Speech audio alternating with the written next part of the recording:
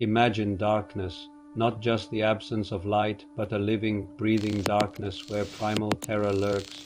Imagine a fear so overwhelming that entire villages fell silent as the sun went down, and mothers instinctively hugged their children tighter.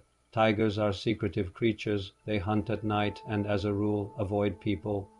But this tigress was different. She attacked boldly, in broad daylight, dragging people right out of fields and forest paths. She feared nothing. Panic swept the region, travel between villages ceased, trade froze. People were locked in their homes, as if in a besieged fortress. The key moment in his investigation was the last victim, a 16-year-old girl from the village of Champawat.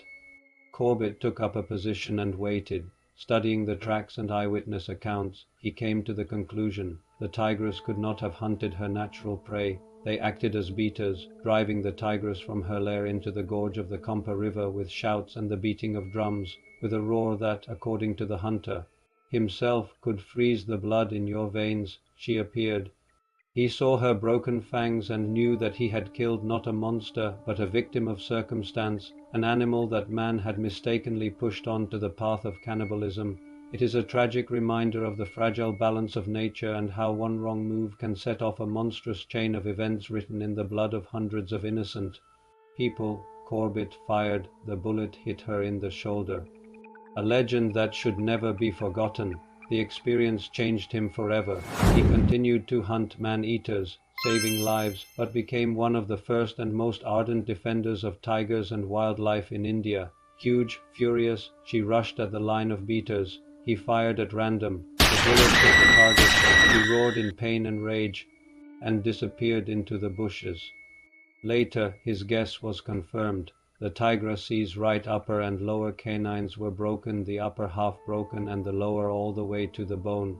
The reason was not natural bloodthirstiness, but desperation and pain. Despite the terrible risk, Corbett followed the bloody trail. Suddenly, from the bushes, just a few meters away, with a final furious roar, the tigress charged. Corbett had only a split second. A reign of terror that had lasted almost a decade and claimed 436 lives was over.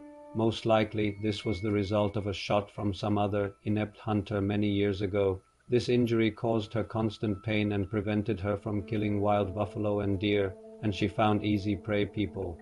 Corbett followed the tigress's path from the place of the attack.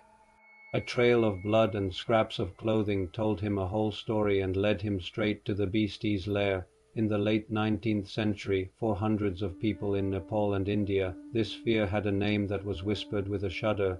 It was the Champawat Tigress. Her story begins in Nepal at the turn of the century. She was no ordinary predator.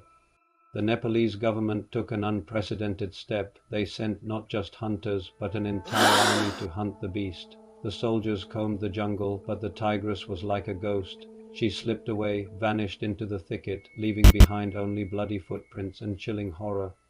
Having failed to kill her, the army could do only one thing: drive her across the border, across the Sarda River, into India. They got rid of their problem. But for India, the nightmare was just beginning.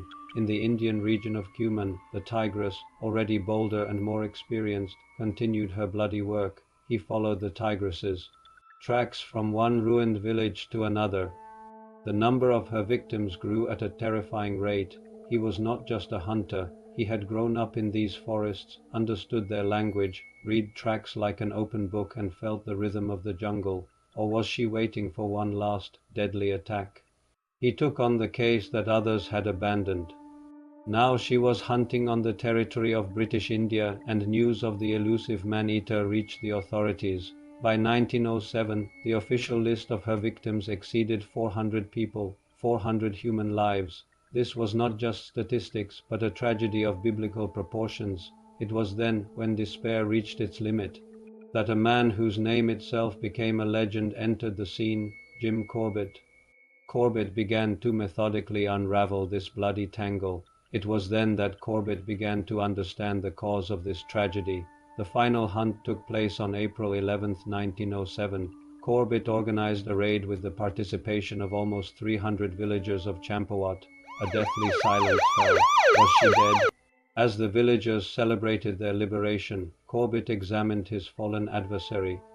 The story of the Champawat Tigress is not just a horror story about a killer beast.